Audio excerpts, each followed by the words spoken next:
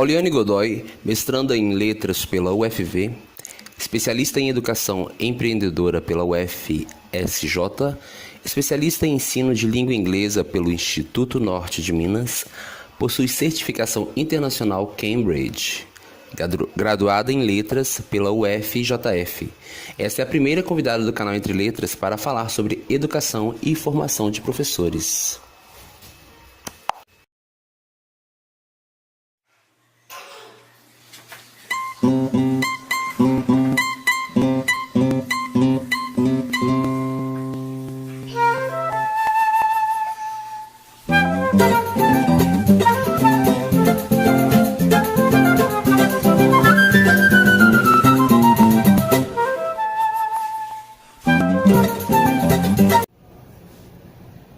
Oi, gente! Pauliane Godoy, muito obrigado por atender o nosso convite. É uma honra ter você como primeira convidada aqui do canal Entre Letras para a gente falar um pouquinho sobre educação. Eu tenho certeza que será muito importante. Com certeza, eu que agradeço o convite de estar aqui para poder falar um pouquinho, conversar um pouquinho com vocês também. Muito bem, fala um pouquinho pra gente da tua formação. Então, como você me apresentou aí, né, eu tenho uma formação voltada para a área de educação, principalmente para a área de línguas. Eu gosto muito da área de línguas, sempre gostei, e o meu foco sempre foi mais a língua estrangeira, principalmente o inglês. E atualmente eu tenho gostado de também atuar em outros contextos, como língua portuguesa, literatura, língua francesa também. E tenho um sonho aí também de aprender espanhol mais, assim, desenvolver.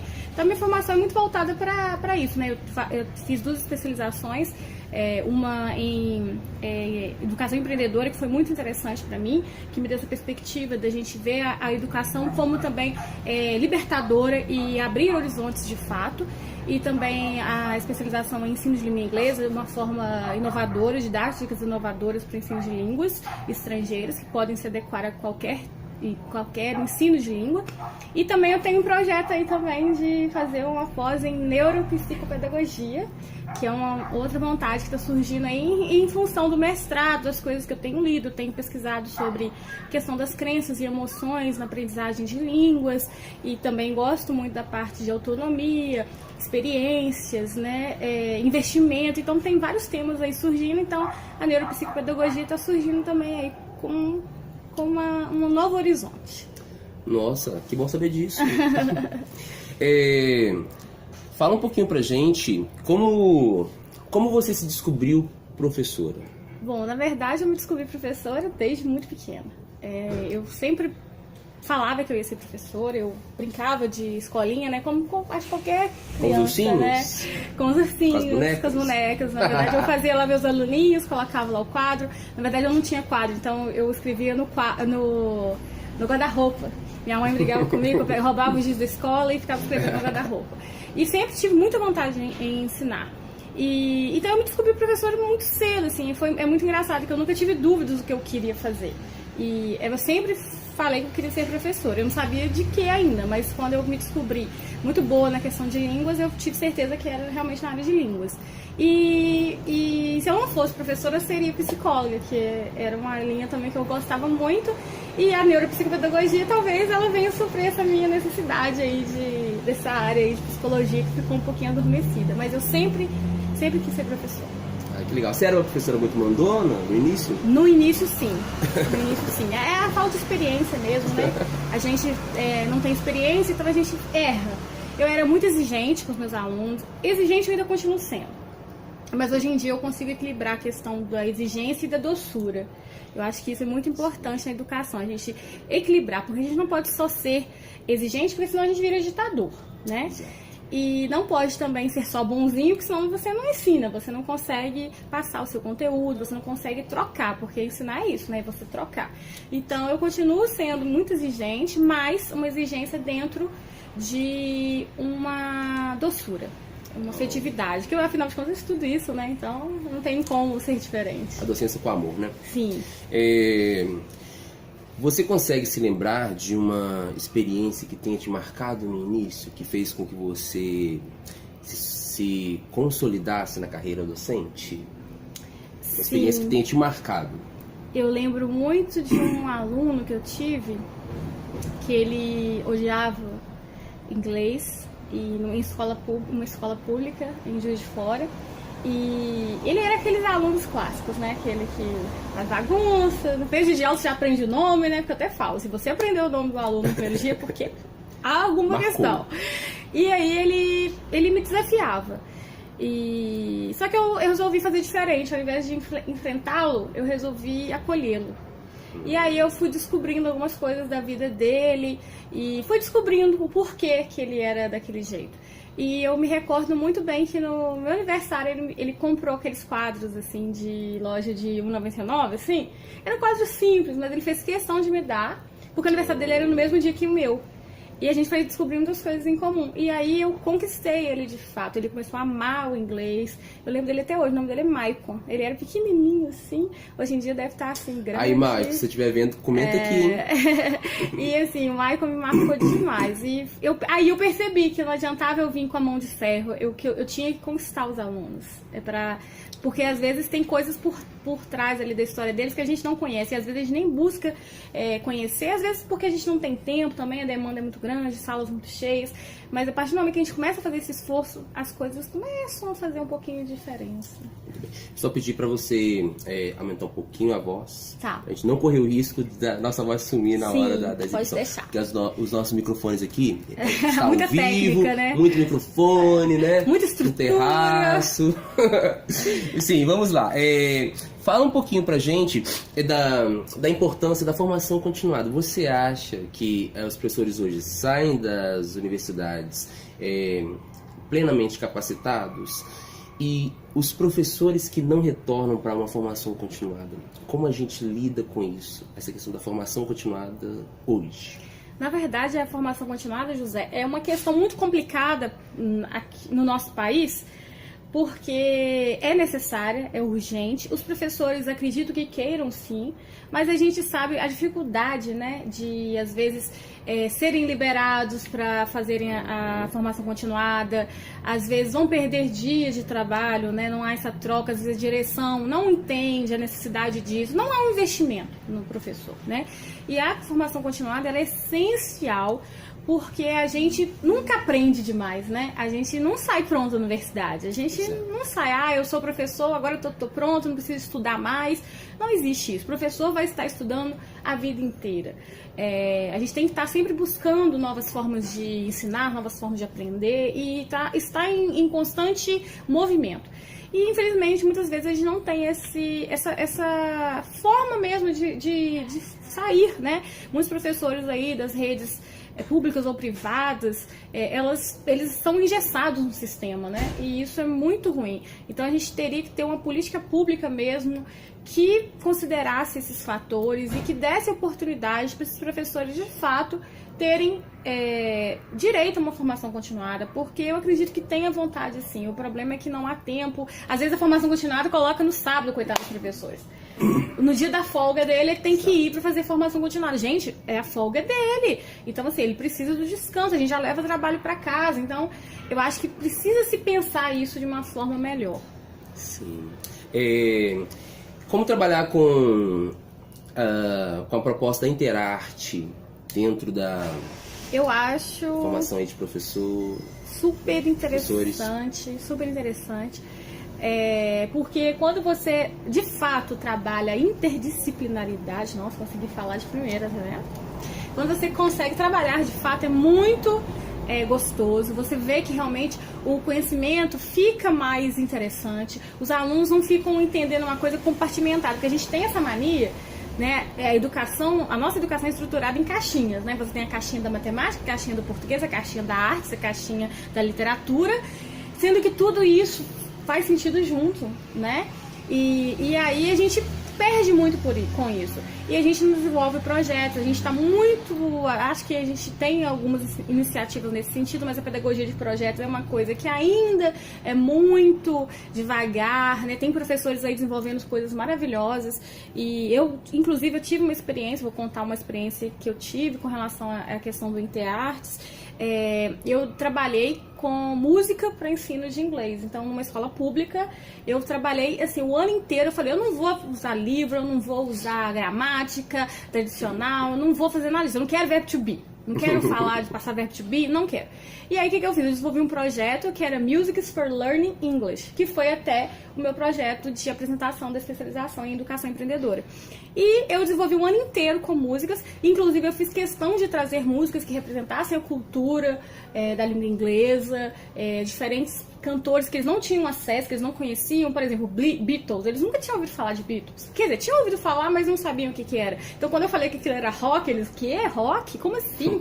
Então, fui desconstruindo algumas coisas, fomos desconstruindo, e eles foram entendendo que poderíamos sim aprender gramática por meio das músicas, né? Não era assim, uma aula legal, agora vamos só escutar música. Não, tínhamos atividades, tínhamos deveres a serem feitos, tínhamos prova, inclusive nas provas eu colocava os trechos das músicas e a gente fazia as questões baseadas naquilo. Então, assim, foi um projeto muito interessante que eu tive muita oportunidade de trabalhar. Trabalhei com vários professores que também mostraram interessados em trabalhar juntamente comigo. Então depende muito também do professor, né? Às vezes o professor procurar trocar, né? Porque às vezes a gente, da área do inglês, a gente é sozinho na escola, né? Porque a gente normalmente somos só nós. E aí a gente não tem parceiros, né, de troca, né, como os professores de português, os professores de matemática. Então a gente fica ali meio ilhado. Então, assim, a gente tentar trabalhar com outros professores pra gente ter isso e levar a Interartes para os alunos, né? Que vai ser muito bom. Então, a gente está chegando ao fim da nossa entrevista. Estou amando. Tá vendo que eu estou caladinho, só escutando. Para a gente encerrar aqui essa primeira parte, vamos falar um pouquinho sobre um tema muito importante que é formador de formadores. Como estamos sendo formados? Ai, eu amo esse tema. Quais são as nossas percepções? O que está acontecendo? Então, na verdade, eu acho que você colocou essa pergunta propositalmente. Você sabe que eu estou pesquisando sobre formadores de professores na minha dissertação. E eu tô amando esse tema e acho que cada vez que eu leio, eu vejo que é cada vez mais importante a gente pesquisar mais e não só pesquisar, levar pra prática, né? Porque não adianta nada pesquisar e ficar ali só pesquisado. A gente tem que falar sobre os formadores de professores das universidades, porque muitas vezes a gente tem formadores que não estão comprometidos com o educar. Eles não se veem como formadores de professores, né, num curso de formação de professores. E isso é muito problemático, né? Afinal de contas, né, está ali para se formar professores, né, futuros professores. E muitas vezes os graduandos, eles chegam ao final do curso muito decepcionados com a carreira docente, né, sem perspectivas mesmo de como vou fazer, o que vou fazer, né, quais são as emoções que esse professor está levando para a sala de aula, né, quando você vai se deparar com uma sala de aula, né, num estágio, por exemplo, que normalmente as pesquisas que envolvem formadores de professores focam muito só nos professores de estágio, como se eles fossem os únicos responsáveis, né, lá no final do curso, aí agora temos que preocupar com a formação de professores. Não. É desde o início, desde lá do período 1, a gente já tem que preocupar com isso. E a gente tem que ver que depois esses alunos vão encarar a sala de aula, vão cair de paraquedas, vão encarar situações que não estão preparados, porque a gente nunca está preparado para tudo, mas eles não têm uma inteligência emocional para lidar com aquilo. Eu acho que uma coisa que está faltando muito na educação de forma geral, tanto dos formadores quanto dos formandos, quanto do corpo docente das escolas, a inteligência emocional. A gente não está tratando isso, a gente não está lidando com as emoções, a gente não está sabendo identificar a questão da comunicação não violenta. Eu tenho lido um pouco sobre também, é uma área de estudo também bem interessante. Então, os formadores, eles têm que ser alvo de pesquisas, sim, para a gente retomar e a gente vê uma perspectiva de graduandos, porque eu penso, quando eu até justifiquei meu projeto, eu penso que o formador de professores, ele está no topo de uma pirâmide. Não porque ele tenha mais estudo, mais titulações, não isso, mas porque ele tem uma importância ali, né, cabal, de uma carreira também, uma carreira, né? E ele tem ali uma responsabilidade de trazer para esses alunos que estão em formação realidades, né, de uma sala de aula, realidade de como ele vai encarar aquela sala de aula, de, mas professor, eu não sei o que vai acontecer lá. Não sabemos, mas formas de lidar com aquilo.